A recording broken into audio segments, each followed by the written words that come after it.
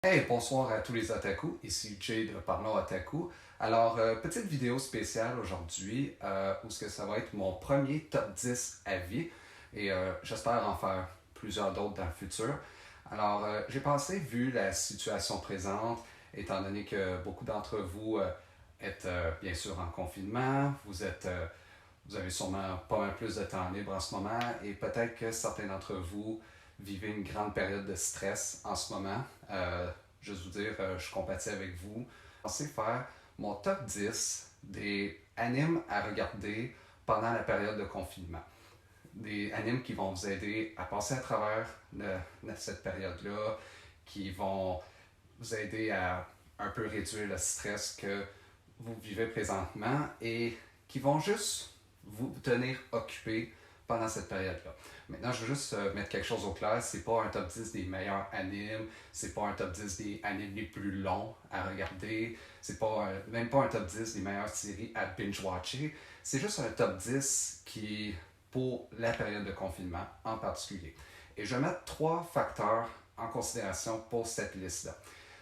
Premier facteur, il faut que ce soit une série qui est bon pour réduire le stress, pour se changer les idées, pour réduire l'anxiété. Donc, vous ne verrez pas des séries avec des émotions extrêmement fortes, comme dans le genre Your Line April ou Clannad ou même Akame Kill, qui peuvent être très très forts à certains moments émotionnellement et qui peut-être ne seront pas très bons pour réduire le stress.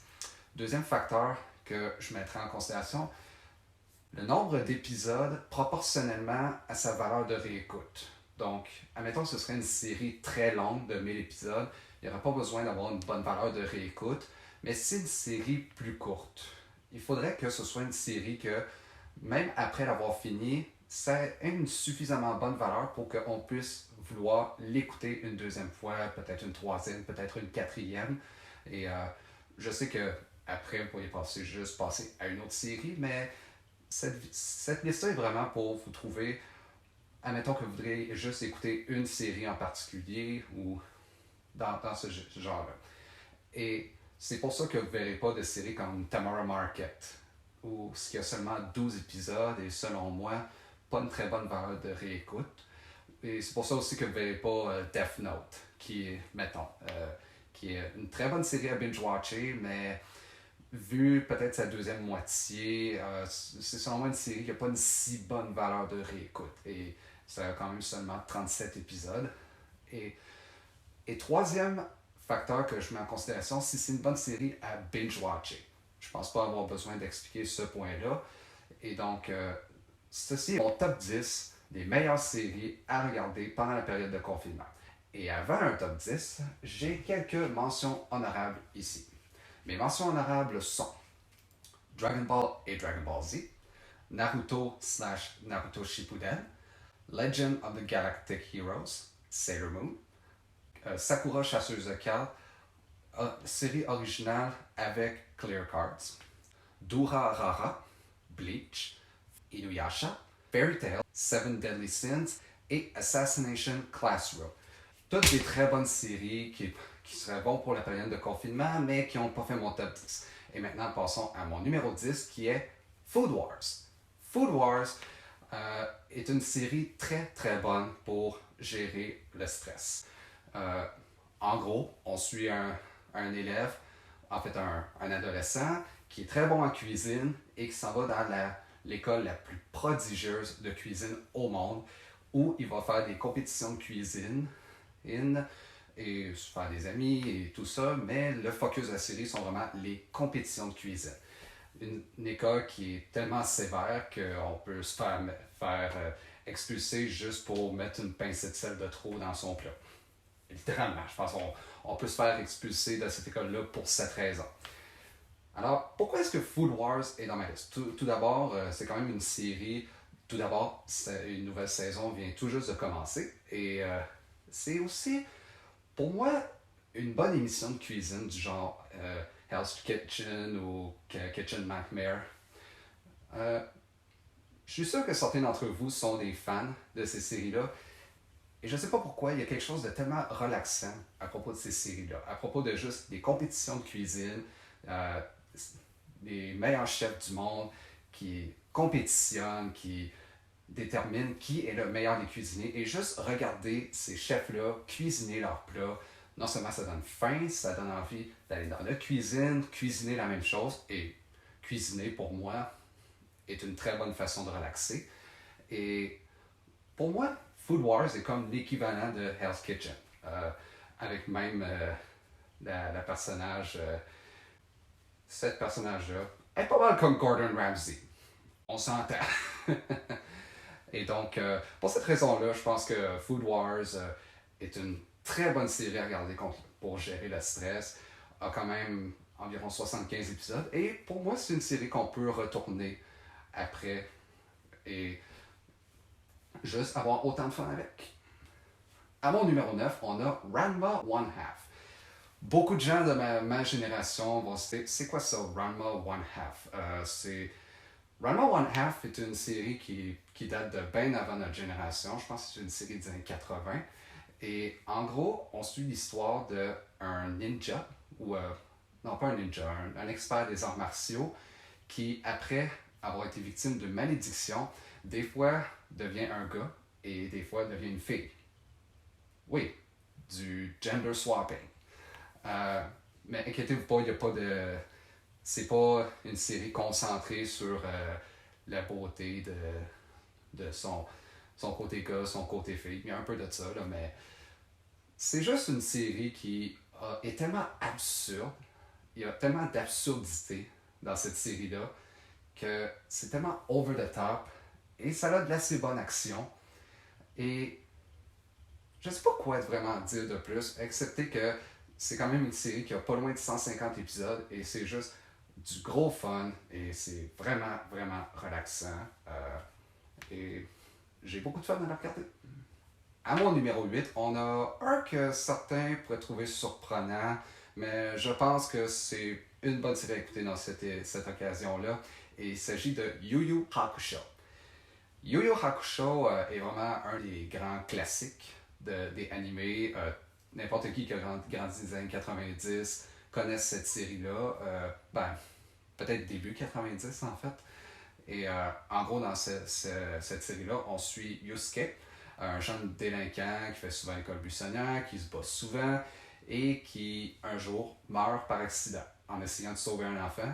Mais sa mort n'était pas supposée arriver là. C'est dans un monde où la mort de tout le monde est vraiment calculée selon un certain calendrier. Mais sa mort n'était pas encore arrivée, le moment de sa mort.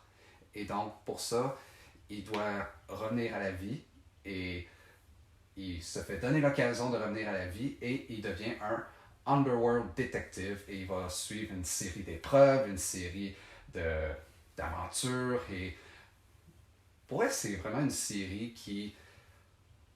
Le personnage de Yusuke, pour moi, est vraiment un des meilleurs personnages dans tous les animés, dans le sens qu'il est badass, mais il est tellement fort, il est tellement déterminé, mais en même temps, il se fout de tout. Je sais pas si ça fait du sens. Il est déterminé, mais il se fout de tout. Mais ce personnage-là fait vraiment ça. Et l'action là-dedans est vraiment top-notch. Et c'est vraiment une série. C'est une très belle animation pour les années 90. C'est vraiment un style différent de ce qui se fait aujourd'hui. Mais pour vrai, tous les personnages sont bons là-dedans, très attachants. Et c'est juste une série qui... On est vraiment engagé et on oublie vraiment nos problèmes en le regardant. À mon numéro 7, on a probablement la série courante la plus populaire qui est maintenant à sa 4e saison. Et elle est aussi populaire pour une raison, et il s'agit de My Hero Academia. My Hero Academia, qu'est-ce qu'on peut dire là-dessus qui n'a pas encore été dit? On suit Deku, un jeune garçon qui toute sa vie a rêvé d'être un super-héros. Il vit dans un monde où la plupart du monde ont des super-pouvoirs, ou quirks, comme ils les appellent là-dedans, mais malheureusement, il est né sans pouvoir. Et à cause de ça, il essaie vraiment de découvrir son pouvoir, mais sans succès. Et un jour, il fait la rencontre du grand héros des héros, All Might, qui va devenir son mentor, qui voit le potentiel en lui. Et grâce à lui, il va être admis au Yuhei School, une école de super-héros dans laquelle il va pouvoir développer ses pouvoirs. Et pour elle, c'est une des séries avec la meilleure action, de l'action tellement bien animée, excitant, et pour elle, la rivalité entre Deku et Katcha, c'est Katcha son nom, hein? Oui, Katcha, euh, est vraiment un des meilleurs aspects de la série pour moi. La relation entre Deku et All Might et Deku et Katcha sont vraiment les meilleurs aspects de la série, mais aussi l'action, euh, l'histoire peut être assez ordinaire à certains points, mais quand c'est excitant, c'est vraiment excitant. Certaines saisons sont un peu moins bonnes que d'autres, mais quand c'est vraiment bon, c'est excitant et définitivement une série avec laquelle vous n'allez pas vous ennuyer. À mon numéro 6, on a One Piece, le grand classique One Piece. Euh, Ça, c'est une série que peut-être que certains d'entre vous allaient moins embarquer. Alors, je dirais, euh, écoutez peut-être les 10-15 premiers épisodes. Et si vous n'embarquez pas, passez au suivant. Mais pour ceux qui peuvent embarquer, qui vont embarquer ou qui ont déjà embarqué, on suit les aventures de Luffy, qui, lui et sa gang de pirates, vont traverser de nombreux périples et contrer d'autres pirates pour retrouver le grand trésor laissé par le roi, le One Piece. Pour moi, il n'y a pas grand-chose à dire sur cette série-là. Une histoire simple, aventure simple, pirate, chasse au trésor, aventure, action, humour, personnage attachant. Pour vrai, quoi vouloir de plus? À mon numéro 5, on a probablement le anime le plus drôle que j'ai vu de ma vie. Et il s'agit de School Rumble. School Rumble, pour vrai, qu'est-ce qu'il y a à dire sur School Rumble? C'est de loin l'anime le plus drôle que j'ai jamais vu. L'humour là-dedans est tellement over the top, tellement random, tellement inattendu que c'est impossible de ne pas rire en regardant School Rumble.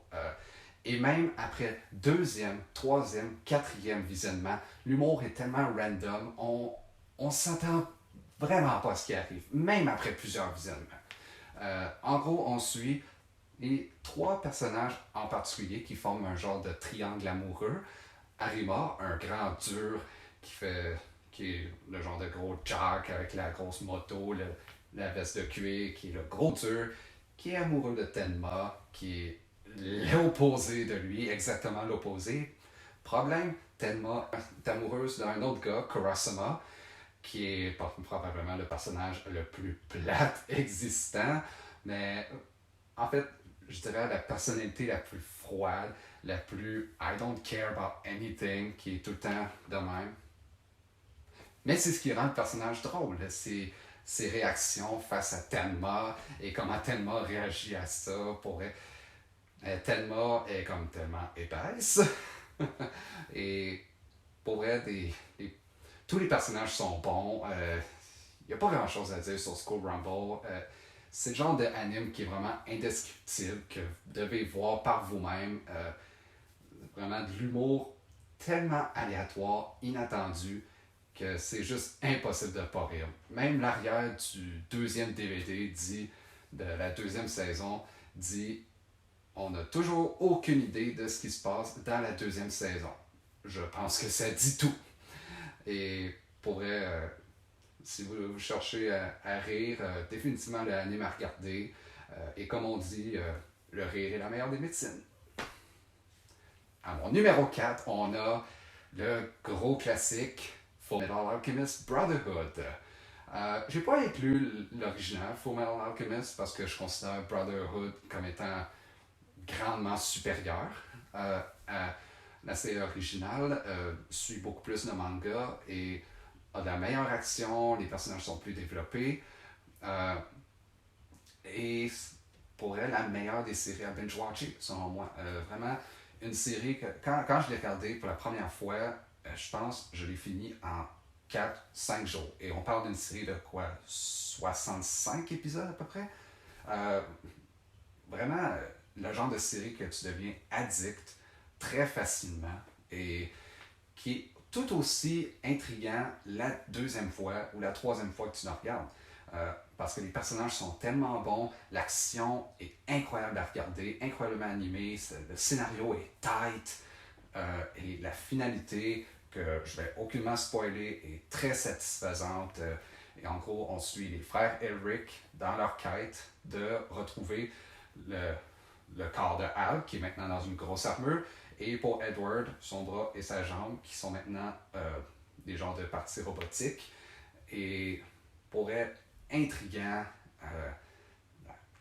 bonne action et des bons personnages, pour vrai, la parfaite série. Mon numéro 3, on a probablement la série qui, selon moi, a la meilleure des valeurs de réécoute. Et il s'agit de Steins Gate / Steins Gate Zero. Steins Gate, je vais seulement parler de Steins Gate, vraiment, parce que parler de Steins Gate Zero, ce serait spoiler Steins Gate, puisque pour vraiment parler d'histoire de Steins Gate Zero, il faut spoiler des affaires de la première série Steins Gate, ce que je veux surtout pas, parce que je veux que vous regardiez ces deux séries-là.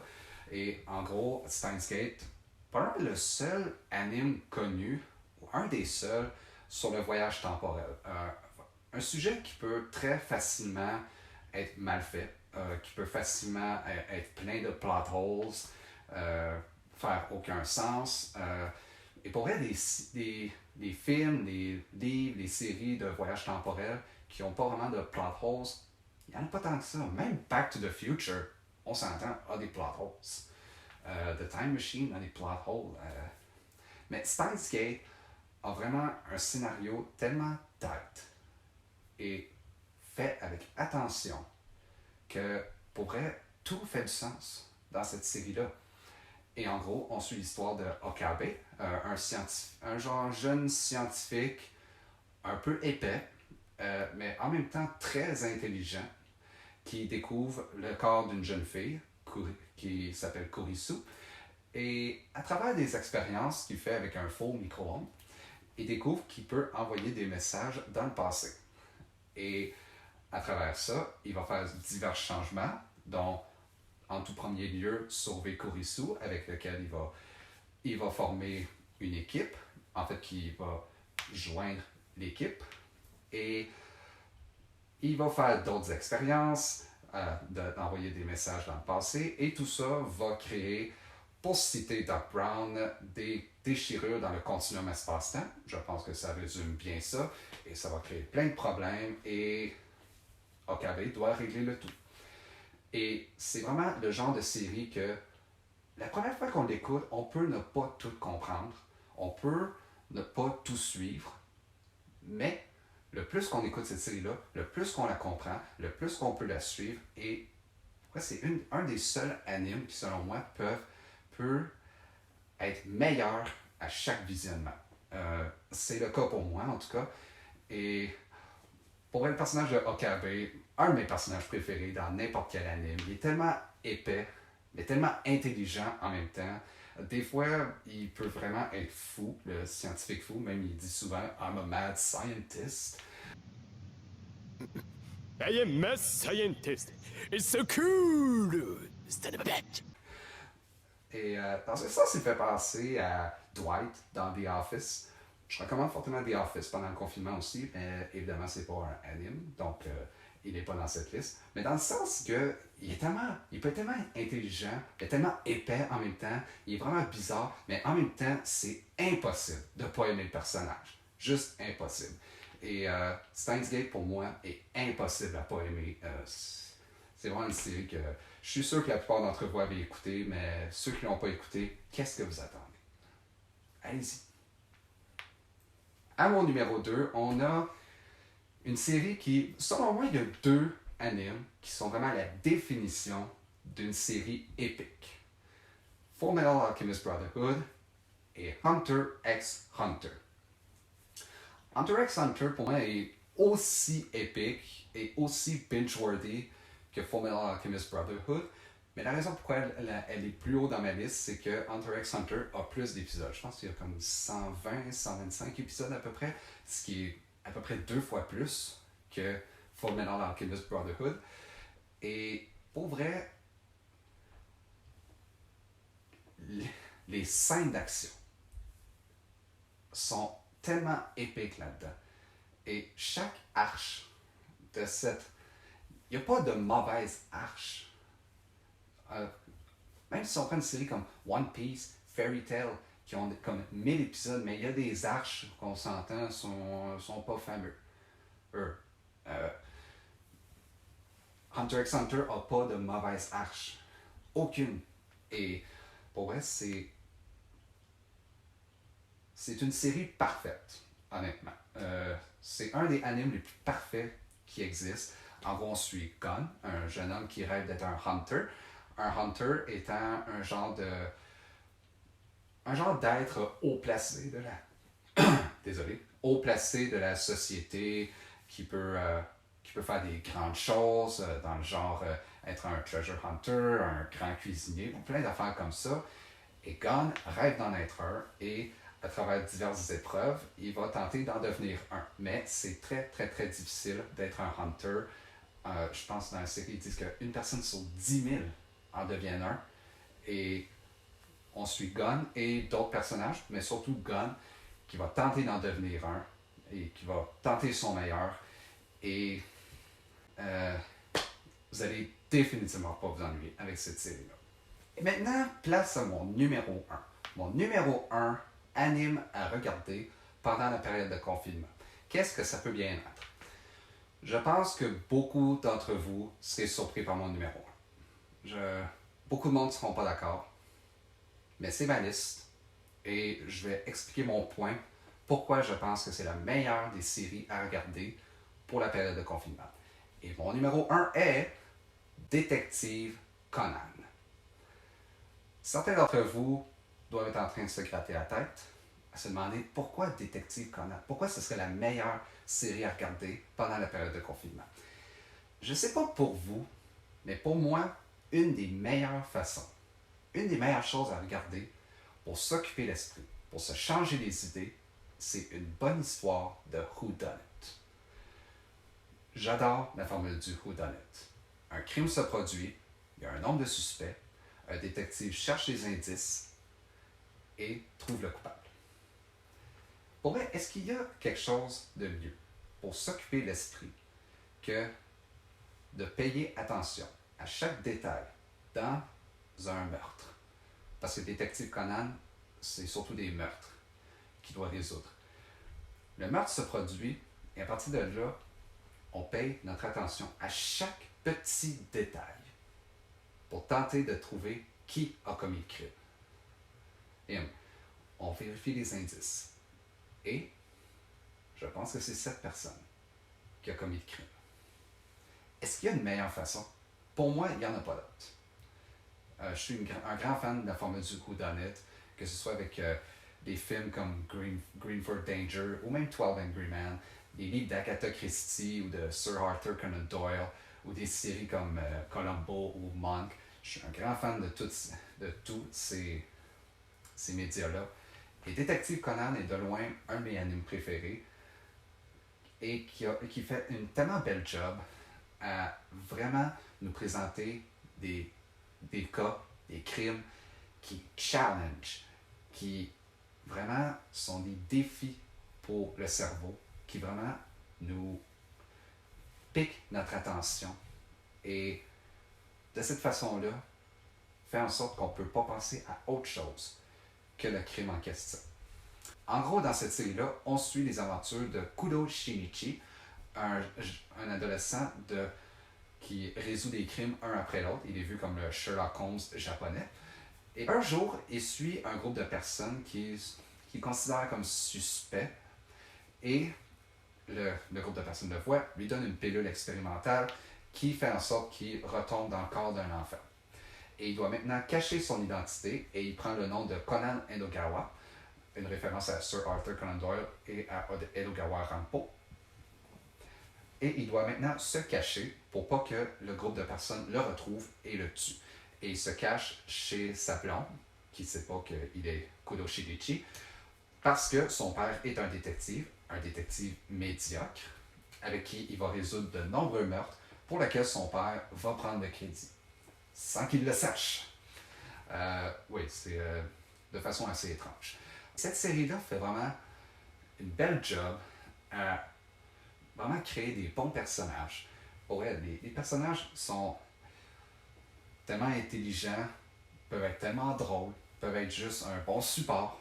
Et pour moi, le fait que cette série-là fait une très belle job à nous occuper l'esprit et de ce fait réduire notre stress, réduire notre anxiété, son grand nombre d'épisodes, pas loin de 1000 épisodes, 25, 30 films, et une bonne série comme celle-là, une bonne série policière de whodunit, c'est une très bonne série à binge-watcher, vraiment résoudre un crime un après l'autre, peut vraiment devenir addictif. Font, selon moi, si vous êtes un fan de ce genre de série-là, je dis, donnez-lui peut-être 10, 15 épisodes. Si vous embarquez pas, vous n'allez pas aimer le reste. Mais selon moi, tous ces facteurs-là font de Détective Conan, ou Case Closed, si vous préférez, la meilleure série à regarder pendant la période de confinement. Alors, c'était mon top 10 des meilleures séries à regarder pendant le confinement. J'espère que grâce à cette liste-là, vous allez découvrir une très bonne série, que vous allez tomber en amour avec, qui va vous garder occupé pendant tout le confinement et qu'on va tous passer à travers. Et donc, je vous revois la prochaine fois et soyez otaku. Et maintenant, si vous voulez bien m'excuser, j'ai quelques crimes à résoudre.